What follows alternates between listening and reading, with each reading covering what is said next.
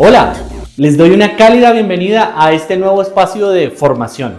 El día de hoy vamos a hablar acerca de las clasificaciones de la traducción, cómo ha ido cambiando esto en la historia y también qué tiene que ver esos cambios con lo que actualmente nosotros hacemos. Acompáñenme.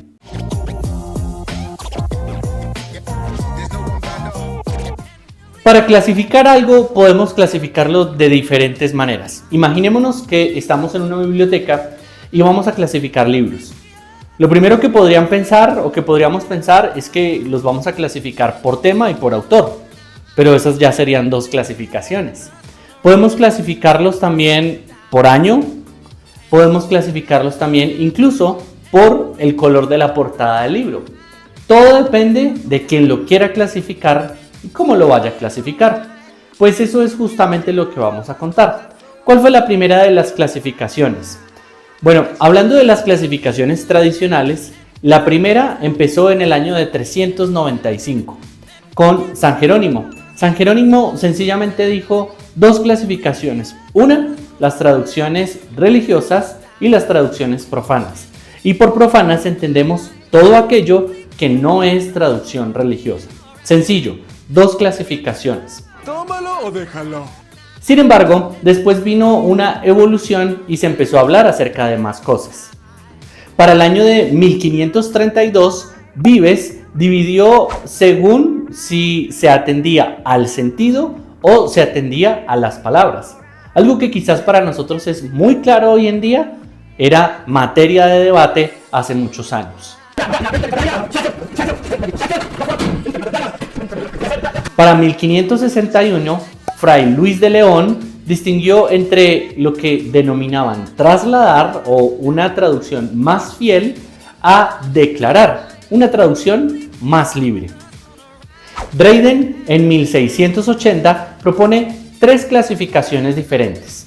La primera sería la de una traducción palabra a palabra, la segunda es la de una traducción de sentido, en la que entendemos qué se quiso decir en la lengua origen y cuál sería el sentido en la lengua meta.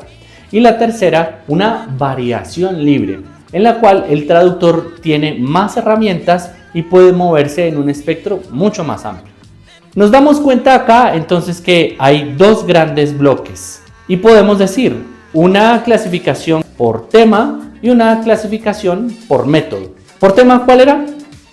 Efectivamente, la traducción profana y la traducción religiosa. Y por método es la que sería más literal, la que va más hacia palabra a palabra y quizás una más libre, la que tiene que ver con el sentido y la que tiene que ver también con las libertades que tiene el traductor para llevarlo a la lengua destino. Vayamos ahora a las clasificaciones según las teorías modernas. Esas clasificaciones modernas podemos hablarlas desde el siglo XX. ¿Pero por qué desde el siglo XX? Bueno, porque allí vinieron necesidades nuevas, textos que se tenían que traducir dependiendo de las necesidades de ese contexto. Habían también nuevas tecnologías y también habían nuevas modalidades de traducción y de interpretación, lo cual en esos momentos también se conocía como una traducción. Para 1919 podemos hablar de la interpretación consecutiva. Todos conocemos que la interpretación consecutiva permite a que quien está dando el mensaje lo pueda dar en un paquete de significado que puede ser de más o de menos tiempo, de más o de menos contenido, y luego el intérprete que estuvo tomando notas rinde ese mensaje en la lengua meta. También para 1927, con algo que se hizo supremamente famoso, con los juicios de Nuremberg, se pudo ver también la interpretación simultánea. Ya no había que esperar para que alguien diera su mensaje, sino que a través del uso de la tecnología, de diademas, de micrófonos, de auriculares y de micrófonos, pues entonces se llevara ese mensaje al mismo tiempo en el que se estaba dando. Y para 1929 ya podemos empezar a hablar acerca del doblaje. Todo aquel material audiovisual que se estaba produciendo y que se quería llevar a una lengua meta diferente, también se doblaba. ¿Cuál era ese proceso? Pues ya lo sabemos también muchos de nosotros. Tomar todo ese material que estaba en la lengua origen, llevarlo a la lengua meta y ponerle a alguien para que fuera ese actor de doblaje y pusiera voz a eso que se había dicho en una lengua origen diferente. Pero pensemos también en que hay 6 nuevas formas de clasificar la traducción. ¿Cuáles son ellas? Hoy clasificamos la traducción en 6 maneras diferentes. Por cambio de código, es decir, cuando se va de una lengua a otra. Y esta puede ser sencillamente una lengua oral, entre lenguas orales, o incluso entre una lengua oral y una lengua de señas y viceversa. La segunda es ¿por qué tan traducible es el texto?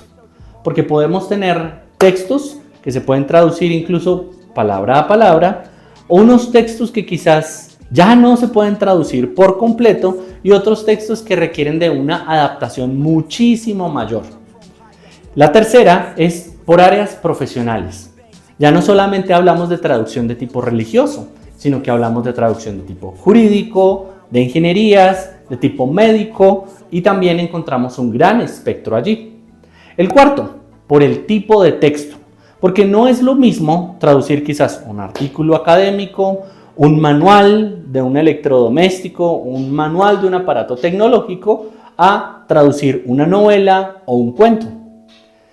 Y por último también por el medio y modo de traducción, porque podemos utilizar, por ejemplo, una computadora para hacer ese doblaje, o podemos utilizar subtítulos, o podemos incluso utilizar apps de traducción para poder llevar a cabo ese proceso. Entonces, recordemos que la última, medio y modo de traducción. Allí van entrando también muchas de las cosas que nosotros usamos en nuestro día a día. En el siguiente capítulo abordaremos con más detalle esas 6 clasificaciones. No se lo pierdan.